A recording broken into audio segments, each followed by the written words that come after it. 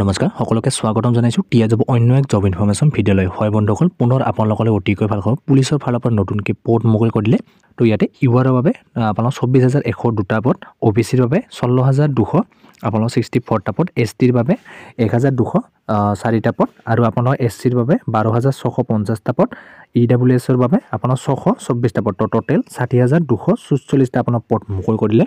আৰু এই পদসমূহ যদি আবেদন কৰিব বিচাৰে বয়স অৰ্হতা কিমানখিনি লাগিব সকলোখিনি জনাম তো তাৰ আগতে আপোনালোকে এতিয়ালৈকে যদি আমাৰ চেনেলটো ছাবস্ক্ৰাইব কৰা নাই এনে জব ইনফৰমেশ্যন ভিডিঅ'সমূহ পাবলৈ হ'লে চেনেলটো ছাবস্ক্ৰাইব কৰি ল'ব তো হয় বন্ধুসকল এই পদসমূহত আপোনালোকৰ যিটো আমাৰ ফিজিকেল আপোনাৰ সিলেকশ্যন প্ৰচেছ আপোনাৰ প্ৰথমতে ৰিটেন এক্সাম হ'ব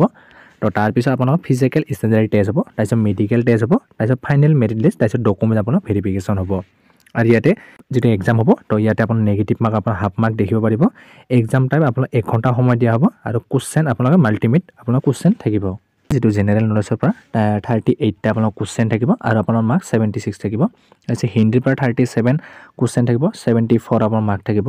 আছে আপোনাৰ নমিনেচনৰ পৰা আপোনাৰ 38 থাকিব আৰু আপোনাৰ মাৰ্ক থাকিব 76 তো এন্ড ইয়াতে আপোনাৰ টোটেল 300 নম্বৰ আপোনালোকৰ ইয়াতে এক্সামটো দিব লাগিব টোটেল আপোনাৰ 150টা আপোনাৰ কোশ্চেন থাকিব আৰু এই পদৰ বাবে আমাৰ যেটো ক্যাটাগৰী ওয়াইজৰ যেটো ইউআৰ OBC EWS বাবে 168 সেন্টিমিটাৰ হাইটটো লাগিব আৰু 79 সেন্টিমিটাৰ লাগিব আৰু 5 ইঞ্চি আপোনাৰ ফুলাই দিব লাগিব ST SCৰ বাবে 160 সেন্টিমিটাৰ হাইট লাগিব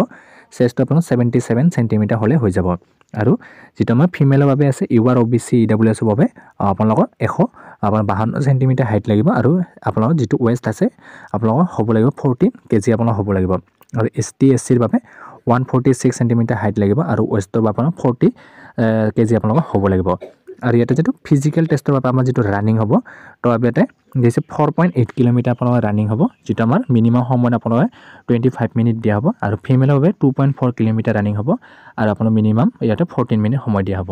তো এইটো অতিকৈ ভাল খবৰ কাৰণ স্যাৰ আপোনালোকে এইটো সুযোগ একেবাৰে নেহেৰুৱাব কাৰণ 60,000 আপোনাৰ বহুত ডাঙৰ এটা ইয়াতে পদ মুকলি কৰিছে তো সেইভাবে এতিয়াৰ পৰা আপোনাৰ প্ৰেক্টিছ কৰি ৰাখক আৰু যেহেতু আমাৰ পুলিচৰ বাবে আমাৰ এডমিট কাৰ্ড আহিব তো আপোনালোকে সেই এডমিট কাৰ্ড কেতিয়া আহে মই সকলোখিনি জনাই দিম আৰু এই পদসমূহৰ বাবে আমাৰ যেটো ষ্টাৰ্টিং ডেট আছে ইয়াতে 27 তাৰিখৰ পৰা আপোনালোকে ষ্টাৰ্ট হ'ব